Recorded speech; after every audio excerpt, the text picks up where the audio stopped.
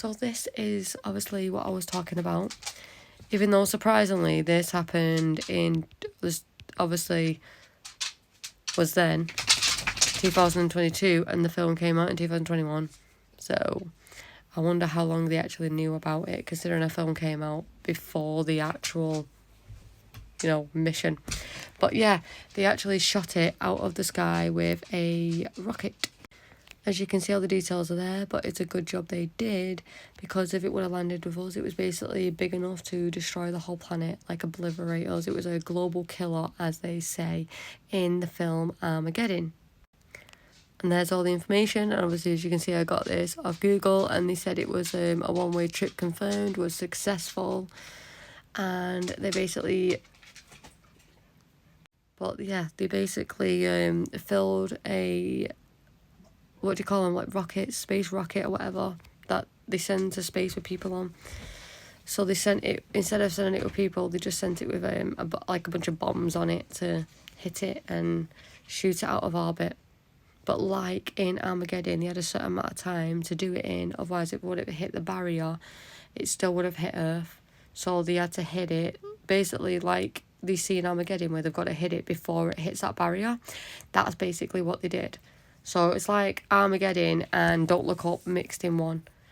Armageddon, where they actually blew it up, except they didn't land on it. They just sent rockets to it, hit it off one side and knocked it into different orbits, so it didn't come to Earth. It went basically straight past us. Thank God it went past us, because otherwise none of us would be here today. But yeah, I literally took screenshots of everything, so you can literally pause it and see. But obviously, thank God that they did this mission, because if they didn't, like I said, we basically would not be here today. It was, like I said, a global killer, as they say in Armageddon.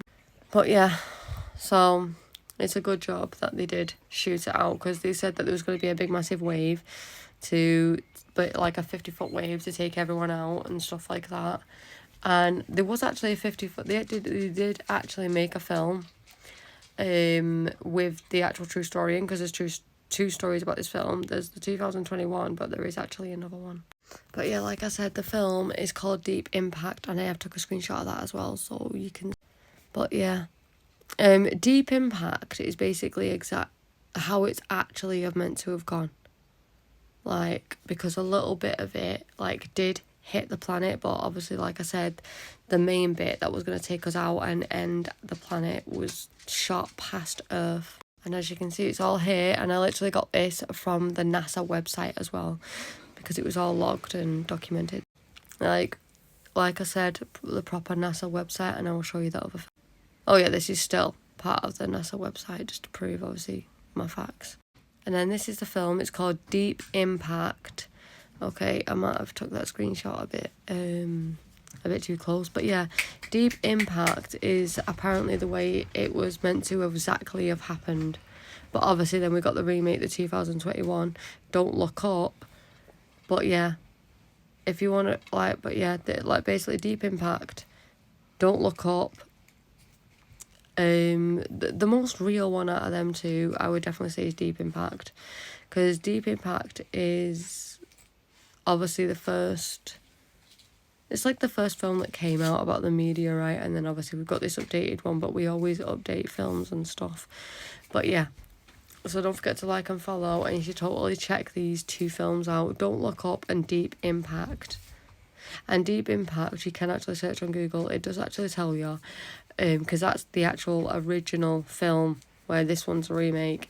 In that film, it tells you how high the wave was, because there was a 50-foot wave, but not enough, obviously, and not much of the meteorite actually hit Earth to do much damage. It basically just flooded America a little bit in the 90s. And that was it. They just got a 50-foot wave flood. Some buildings got knocked over. Obviously, they rebuilt. But all the information is on Google, and you can all search it up. But obviously, if it weren't for NASA as well, thank God for NASA in these situations, because even though I say that, I will admit it wasn't actually NASA that found it.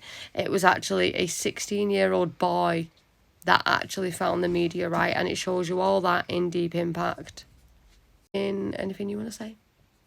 But yeah, that's basically all the information. Don't forget to like and follow.